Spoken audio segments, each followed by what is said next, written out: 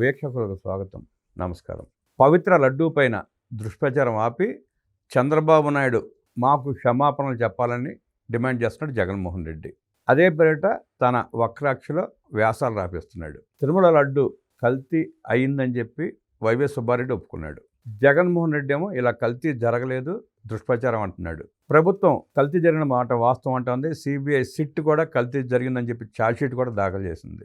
అంత స్పష్టంగా సిబిఐ ప్రభుత్వం చెప్తున్న జగన్మోహన్ రెడ్డి ఎందుకు మహాపాపం చేసి కూడా అబద్ధాలు ఆడుతున్నాడు? తిరుమల లడ్డూలో అసలు ఏం జరిగింది, ఏది కల్తీ జరిగింది విశ్లేషించడానికి మనతో పడున్నారు ప్రముఖ ఆర్థిక రాజకీయ సామాజిక విశ్లేషకులు కొత్త రవీంద్రబాబు గారు. వారిని అడిగి మరిన్ని విశేషాలు తెలుసుకుందాం. సార్ నమస్తే. నమస్తే. మహాప్రసాదం, స్వామివారి మహాప్రసాదం లడ్డు. ఆ లడ్డూలో కాక్టైల్ కెమికల్స్తో తయారు చేసిన ఒక పదార్థంతో లడ్డూని తయారు చేశారు.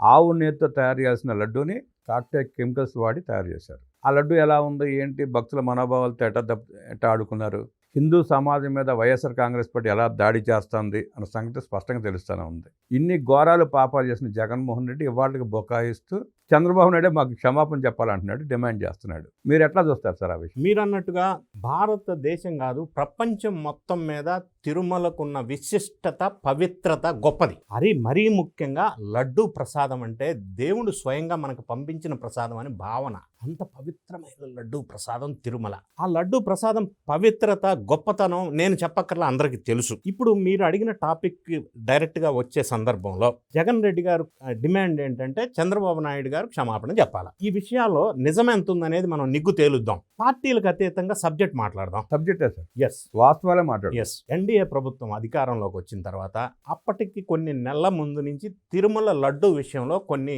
ఊహాగానాలు ఉన్నాయి. లడ్డు టేస్ట్ మారిపోయిందని, త్వరగా పాడైపోతుందని, బూజు పడుతుందని, పగిలిపోతుందని ఈ చాలా కంప్లైంట్స్ వెలుగులోకి వచ్చినాయి. ప్రభుత్వం అధికారంలోకి రావడానికి ముందు, అధికారంలోకి వచ్చిన వెంటనే ఎన్డీఏ ప్రభుత్వం వారు ఆంధ్రప్రదేశ్ రాష్ట్రంలో మొదటగా వాళ్ళ చీఫ్ సెక్రటరీని నియామకం చేశారు. నంబర్ 1, ఇమ్మీడియట్గా శ్యామలరావు గారిని తిరుమలలో ఒక అపాయింట్మెంట్ చేశారు, ఒక ఆఫీసర్ని.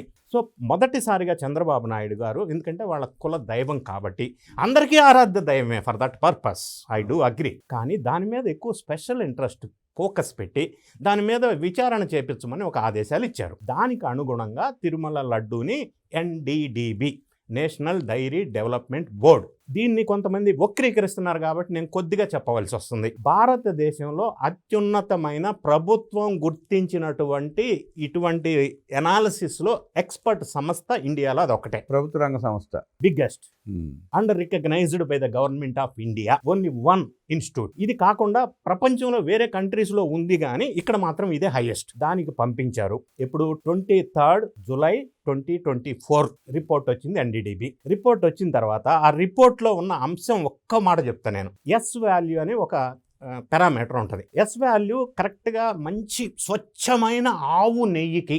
97.12 ఉండాలి. 97.12 నుంచి 102 ఉండాలి. ఈ వాల్యూ కనుక ఈ రేంజ్లో ఉంటే అది స్వచ్ఛమైన ఆవు నెయ్యి అని చెప్పవచ్చు. ఒక పారామీటర్ తీసుకున్నాను నేను. ఇప్పుడు వీళ్ళు పంపించిన ఈ శాంపుల్లో 117.15 ఉంది. సాల్వెంట్ వాల్యూ అంటారు. మరి దారుణంగా 102 is the higher limit, 97 is the lower limit. కానీ వీళ్ళు పంపించింది 117.15. అంటే అంత ఎక్కువ ఎస్ వాల్యూ ఉంది అని అంటే దాని ఇండికేషను, దానికి డిస్క్రిప్షన్ ఏంటంటే ఇందులో జంతు అవశేషాలు ఉంటేనే ఈ ఎస్ వాల్యూ ఈ విధంగా వస్తుంది. అంటే జంతు అవశేషాలు ఉన్నాయి, వాళ్ళు క్లియర్గా రాశారు. నంబర్ 1. నంబర్ 2, ఆర్ఎం వాల్యూ అని ఇంకొక పారామీటర్ ఉంటుంది. ఆర్ఎం వాల్యూలో కూడా వ్యత్యాసాలు ఉన్నాయి. అంటే జంతు అవశేషాలు ఉండే విధంగా ఆర్ఎం వాల్యూ ఉంది. నంబర్ 3, స్వచ్ఛమైన ఆవు నుంచి తయారు చేసిన నెయ్యిలో ప్రధానంగా ఉండేది, అత్యంత కీలకమైంది బిట్రిక్ యాసిడ్. బట్టర్ నుంచి తీస్తారు కాబట్టి బిట్రిక్ యాసిడ్ ఉంటుంది. కానీ ఈ శాంపుల్లో బిట్రిక్ యాసిడ్ అస్సలు లేదు, 0. అసలు ఉండాల్సిందే అది అస్సలు లేదు. ఈ విధంగా చెప్పుకుంటూ పోతే వాళ్ళు ఇచ్చిన రిపోర్ట్ సారాంశం ఏంటంటే జంతువుల అవశేషాలు ఇందులో ఉన్నాయి, ఇది కృత్రిమంగా తయారు చేశారు. ఇక్కడ ఇంకో చిన్న విషయం కూడా చెప్పాలా.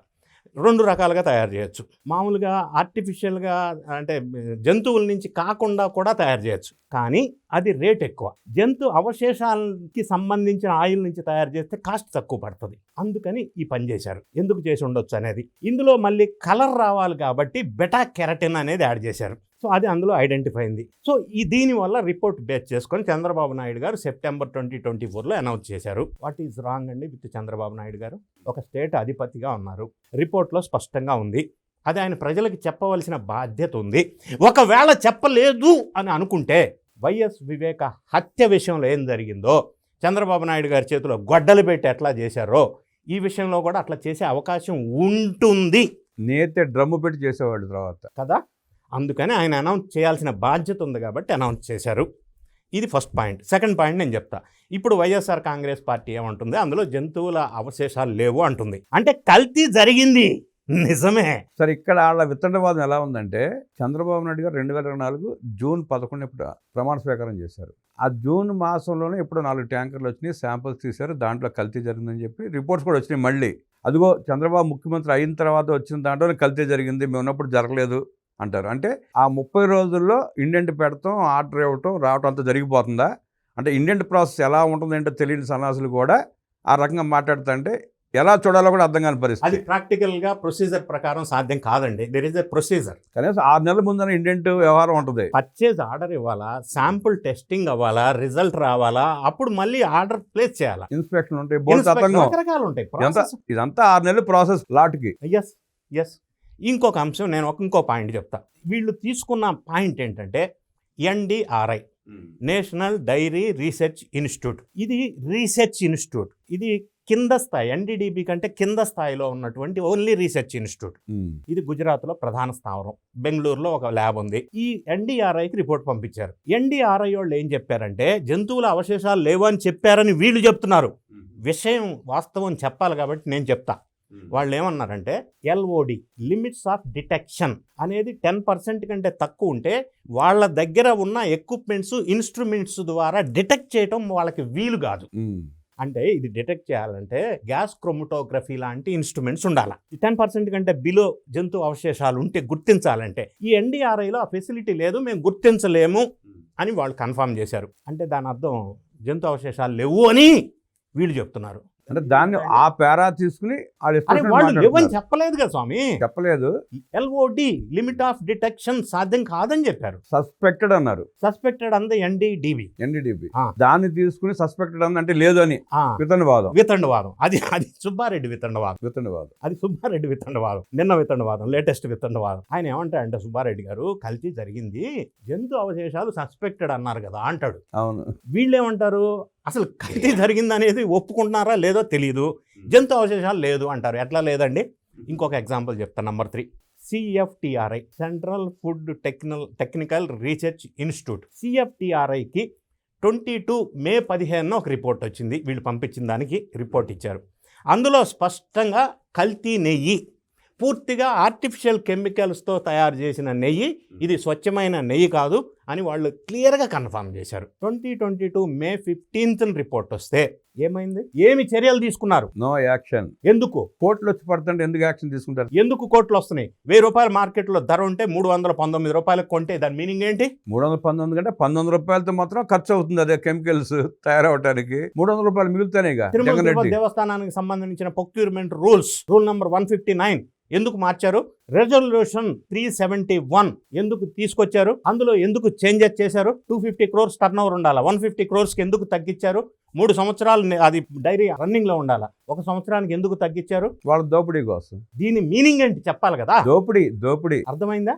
మరి ఇంత అందరికీ అర్థమవుతుంటే CFTRI రిపోర్ట్ని ఎందుకు తొక్కిపెట్టారు? ఇంకొక అంశం, ఈ అన్ని రిపోర్టుల్లో కామన్గా ఉన్నది ఏంటంటే నెయ్యి బదులు palm kernel oil, glycerides, monoglycerides, acetic acid ester, beta carotene, lactic acid ఇవన్నీ కలిపి తయారు చేశారనేది స్పష్టంగా వెలుగులోకి వచ్చింది, క్లియర్గా వెలుగులోకి వచ్చింది. అంటే ఇవన్నీ తయారు చేశారంటే మరి అది స్వచ్ఛమైన నెయ్యి కాదు, కల్తీ, purely artificially created chemical liquid అది. దీంతో పాటుగా కెమికల్స్తో తయారు చేసిన విషాన్ని లడ్డూలో కలిపి భక్తులతో ఆడుకున్నారు, హిందూ సమాజంతో ఆడుకున్నారు. మీరు విషం అన్నారు కాబట్టి నేను ఇంకో పాయింట్ చెప్పవలసి వస్తుంది. చెప్పడానికి నాకు కూడా గలీజ్గా ఉన్నా కూడా తప్పదు, చెప్పాలి, వాస్తవాలు తెలియాలి ప్రజలు. LABSA, linear alkyl benzene sulphonic acid. ఇది యాక్చువల్గా టాయిలెట్స్ క్లీనింగ్కి, డిటర్జెంట్స్కి, వాషింగ్ పౌడర్లోను, ఇండస్ట్రీస్లో ఫ్లోర్ క్లీనింగ్కి, ఇండస్ట్రీస్లో మరకలు, ఆయిల్ మరకలు, గీజు మరకలు పోవటానికి మీకు స్పష్టంగా తెలియాలంటే ఆర్పిక్ లాంటి పదార్థాలు వాడతారు క్లీనర్స్. ఆర్పిక్లో వాడే పదార్థం, లెట్రిన్లో క్లీన్ చేసేటానికి వాడే యాసిడ్ అని అన్నాను కదా, దీన్ని కూడా ఒకసారి చెప్పవలసి వస్తుంది. జనరల్గా న్యూట్రల్ లిక్విడ్ ఏదైనా న్యూట్రల్ అంటే మనం తాగే వాటర్ pH 7 ఉంటుంది లేదా 7.5 ఉంటుంది, అంటే అది న్యూట్రల్ అని. ఈ నేను చెప్పిన LABSA linear alkyl benzene sulphonic acid pH 1 ఉంది, అంటే హైలీ ఎసిడిక్, అది వాడారు. మీరు అడగొచ్చు అదే ఎందుకు వాడారని. ఒకటి, రేటు తక్కువ. రెండోది, ఆహార పదార్థాల నియమావళి రూల్ సెంట్రల్ గవర్నమెంట్ 2006 ప్రకారం దీన్ని ఈ తినుబండారాల్లో వాడకూడదు, నిషేధం. కానీ వాడారు. ఎందుకంటే ఇందులో ఈ మనం చెప్పుకున్న ఫిష్, గొడ్డు లేకపోతే ఇటువంటి అవశేషాలతో నూనె తయారు చేశారు కదా, అది డిటెక్ట్ కాకుండా ఉండాలంటే, అది వాష్ చేయాలంటే ఈ లప్సా కెమికల్తో వాష్ అయిపోయి అది డిటెక్ట్ కాదు. దానికోసం ఈ linear alkyl benzene sulphonic acid వాడారు. అది కూడా 8,900 టన్నులు వాడారు. దానికి 59 లక్షల పేమెంట్ వెళ్ళింది. అది సప్లై చేసింది అరిస్ట్రో కెమికల్స్, వాళ్ళకి పేమెంట్ వెళ్ళింది, పిఓ వెళ్ళింది, ఆర్డర్ వెళ్ళింది, దాని ఇన్వాయిస్ ఉంది, మొత్తం క్లియర్గా ఉంది. సో ఇన్ని రకాల ప్రూఫ్లు ఉండి, ఇంకొక అంశం చెప్తాను నేను. NDRIలో పనిచేసిన సైంటిస్టులు 3 తిరుమలలో కన్సల్టెంట్గా జాయిన్ అయ్యారు. విజయ్ భాస్కర్ రెడ్డి అండ్ అదర్ 2 సైంటిస్టులు. విజయభాస్కర్ రెడ్డి ఎవరో బొమ్మన కరుణాకర్ రెడ్డి బంధువు అని కూడా అన్నారు ఎవరు. ఇప్పుడు ఇంకొక విషయం చెప్తాను నేను. ఇప్పుడు వాళ్ళు అప్రూవర్గా మారారు. అప్రూవర్గా మారి నాకు ఇన్ని పైసలు ఇచ్చారు, ఇన్ని రాచ మర్యాదలకు లొంగిపోయి మేము అబద్ధాల రిపోర్ట్లు, డాక్యుమెంట్స్ సృష్టించాము, ఈ బోలేబాబా నుంచి ఇది మొత్తం కథ కార్ఖానా టెక్నికల్ సపోర్ట్ మాదే, మేము తప్పుని ఒప్పుకుంటున్నాము, మాకు ఇచ్చిన పైసల్లో 74 లక్షలు మిగిలిని మేము మీకు ఇస్తున్నామని కూడా అప్రూవర్గా మారి దండం పెట్టేశారు. అంటే ఎవరు చేపించారో కూడా చెప్పుంటారు వాళ్ళు, ఖచ్చితంగా చెప్పుంటారు. కానీ ఇప్పుడు ఆ విషయం మనం ఓపెన్గా చెప్పడం కరెక్ట్ కాదాం, అంటే వాళ్ళు అఫీషియల్గా అనౌన్స్ చేయలేదు కాబట్టి అని నేను చెప్పలేదు. ఇవన్నీ విచారణలో ఖచ్చితంగా వస్తాయి కదా సార్. అప్రాప్రియేట్ టైంలో కొద్ది రోజుల్లో ఇప్పుడు 1 మ్యాన్ కమిటీ ఏదైతే ఉందో, ఈ సిట్ వాళ్ళు 11 పేజీల రిపోర్టు ప్రభుత్వానికి ఇచ్చారు, ఛార్జ్ షీట్ ఫైల్ చేశారు కోర్టులో. ఈ రెండింటి మధ్య అసలు మీరు అన్నట్టు అసలు వాళ్ళ పేర్లు మిస్ అవుతున్నాయి. సార్ ఛార్జ్ షీట్ బహిర్గతం అయిందా, బయటకు వచ్చిందా? అయితే ఇక్కడ ఒక చిన్న టెక్నికల్ లీగల్ అంశం ఉంది. ఛార్జ్ షీట్ సబ్మిట్ చేసినప్పుడు కోర్టులో వాళ్ళు యాక్సెప్ట్ చేయాలి, ఎక్నాలెడ్జ్ చేయాలి. ఎక్నాలెడ్జ్ చేయడానికి కొద్ది టైం పడుతుంది, వాళ్ళు స్టడీ చేయాలి. స్టడీ చేసి యాక్సెప్ట్ చేశారా, రిజెక్ట్ చేశారా, రిఫ్యూజ్ చేశారా, మాడిఫై చేయమన్నారా, ఇంకా పూర్తిగా వివరాలు కావాలని అడగాల, ఇవన్నీ అంశాలు ఇంకా డిసైడ్ అవ్వాలా. అంటే రిజిస్ట్రీ స్థాయిలోనే ఆగిపోయింది అది. వాళ్ళు సబ్మిట్ చేసిన తర్వాత court will take some time to study and get back with the investigation agency. అంటే కోర్టు స్టడీ చేసేదాకా ఆ ఛార్జ్ షీట్ బయటికి రాదు, తెలియదు ఎవరు. వాళ్ళు నంబరింగ్ ఇవ్వాలా. దీన్ని ఏమంటారంటే వాళ్ళు యాక్సెప్ట్ చేసి దానికి ఒక నంబరింగ్ ఇస్తారు. మరి అది ఏమి జరగకుండా, ఆ కార్యక్రమం ఏం జరగకుండా ఛార్జ్ షీట్ బయటకు వచ్చింది, ఛార్జ్ షీట్లో ఇలా రాశారని చెప్పి వైసీపీ నాయకులు ఎట్లా మాట్లాడుతున్నారు? అంటే వాళ్ళకి ఎలా వచ్చిందో మనకు తెలియదు, కానీ నంబరింగ్ ఇవ్వాలి ఒకటి. రెండోది, ఇక్కడ ఏమవుతుందంటే కోర్టు వాళ్ళు సపోజ్ ఇప్పుడు ప్రభుత్వం ఏదైతే అభిప్రాయంలో ఉందో, వీళ్ళ పేర్లు లేవు, అసలు నిందితుల్ని తేల్చలేదు, రకరకాల అంటే డౌట్స్ ఉన్నాయి కదా, ఎట్లా వాళ్ళు మాట్లాడగలుగుతున్నారు? ఈ డౌట్స్ కోర్టు కూడా భావించి లేదు మాకు ఇవన్నీ కావాలా, ఇవ్వండి, మాడిఫై చేసి ఇవ్వండి, అమెండ్మెంట్ చేసి ఇవ్వండి అని they can refuse it, return it for seeking some clarification. Yes, లేదా దే కెన్ యాక్సెప్ట్ ఇట్. అది అప్పటిదాకా కొద్దిగా ప్రాసెస్ టైం పడుతుంది, దానికి లీగల్ ప్రొసీజర్. అదొకటి. రెండోది, ఈ 1 మ్యాన్ కమిటీ ఎందుకు వేశారంటే క్లారిటీ రావడం కోసం. ఇప్పుడు లేటెస్ట్గా సుబ్బారెడ్డి కూడా, వైవి సుబ్బారెడ్డి యాక్సెప్ట్ చేశాడు, కల్తీ చేశాడు కదా. అంటే బాబాయ్ అబ్బాయిని ఇరికిచ్చాడని నేను అనట్లా, మొత్తానికైతే ఒప్పుకున్నాడు. సో ఇవన్నీ అంశాలు, ఇన్ని సాక్ష్య ఆధారాలు ఉన్నప్పుడు, సిట్ వాళ్ళు స్పష్టంగా కల్తీ జరిగిందని చెప్పినప్పుడు, రిపోర్ట్స్ అన్ని క్లారిటీగా ఉన్నప్పుడు, ఇంకా where is the problem and what is the problem? Sir ఇక్కడ స్పష్టంగా వస్తుంది ఒక 2 అంశాలండి. చైర్మన్గా ఉన్న సుబ్బారెడ్డి దీనికి కారణం అంటారా, లేదంటే ప్రొక్యూర్మెంట్ చైర్మన్గా ఉన్న బొమ్మన కరుణాకర్ రెడ్డి కారణమా? ఇక్కడ 2 అంశాలండి. ఇప్పుడు తిరుమల తిరుపతి దేవస్థానం చట్టం 1987లో క్లియర్గా ultimate deciding signing authority is the chairman. ఫైనల్గా chairman is the responsible and signing authority, not any other person. ఇప్పుడు రెజల్యూషన్ నంబర్ 371 అది సైన్ చేసింది చైర్మన్. ఇంకొక అంశం, మీరు బొమ్మన కరుణాకర్ రెడ్డి పేరు చెప్పారు కాబట్టి నేను చెప్పాల్సి వస్తుంది. ఎస్ అయితే ప్రొక్యూర్మెంట్ కమిటీలో ఈ రెజల్యూషన్ తీసుకున్నప్పుడు, ఈ మాడిఫికేషన్స్ అన్ని క్లియర్ చేసి సైన్లు పెట్టినప్పుడు, బొమ్మన కరుణాకర్ రెడ్డి ఎక్స్ అఫీషియో మెంబర్గా మీటింగ్ అటెండ్ అయ్యాడు. అప్పట్లో కమిటీ మెంబర్గా ఉన్న పార్థసారథిని, ఇప్పుడు ప్రస్తుత ఎమ్మెల్యే ప్రశాంతి రెడ్డిని ఆ మీటింగ్కి పిలవాల. ఇద్దరిని ఆ. అవాయిడ్ చేశారు. ఎందుకు బొమ్మన కరుణాకర్ రెడ్డిని చెవిరెడ్డి భాస్కర్ రెడ్డిని ఎందుకు పిలిచారు? గుడుపుట ఉన్నందుకని పిలిచారు. ఇది ఒక అనుమానాస్పద అంశమే కదా. సో సైన్ చేశారు resolution. Ultimate responsibilities with the chairman as per the act, as per the rules of the Tirumala Tirupati Devasthanam. మరి ఆయన అంటే A1 ఆయన సుబ్బారెడ్డి. 100% ఆయన చీఫ్ అండి. ఆయన responsible, is the authority for signing any document. మీరు కింద స్థాయి వాళ్ళ పిఏ కదా, వాడు కదా, వీడు కదా అంటే ఎట్లా సరిపోద్దండి? ఒక పిఏ స్థాయి చిన్న ఎంప్లాయీకి 4.69 కోట్లు ఎక్కడి నుంచి వచ్చినాయి? నంబర్ 1. అందులో 4.5 crores వేరే వాళ్ళకి వెళ్ళినాయి. ఎవరికి వెళ్ళినాయి? అక్కడి నుంచి విదేశాలకు వెళ్ళినాయి 350 కోట్లు. ఎక్కడికి వెళ్ళినాయి? ఎవరి ద్వారా వెళ్ళినాయి? ఎవరు పంపించారో? ఆ హవాలా వాడిని కూడా పట్టుకున్నారు. ఒకడు విజయవాడ, ఒకడు బెంగళూరు, ఇంకోడు ముంబై. ఎవరి ద్వారా ఎక్కడికి ట్రాన్స్ఫర్ అయినాయి అనేది కూడా క్లారిటీ వచ్చేసింది. సో ఇంత స్పష్టంగా కొద్ది రోజుల్లో ఒక అఫీషియల్గా బయటకు వస్తుంది, అది వేరే విషయం. ఇంత స్పష్టంగా అవగాహన ఉండి విషయాలు బయటకు వస్తుంటే ఇదంతా చంద్రబాబు నాయుడు గారు క్షమాపణ చెప్పాలి. వాట్ ఈస్ దిస్ అండి? ఇంతకీ వితండవాదం ఏంటి?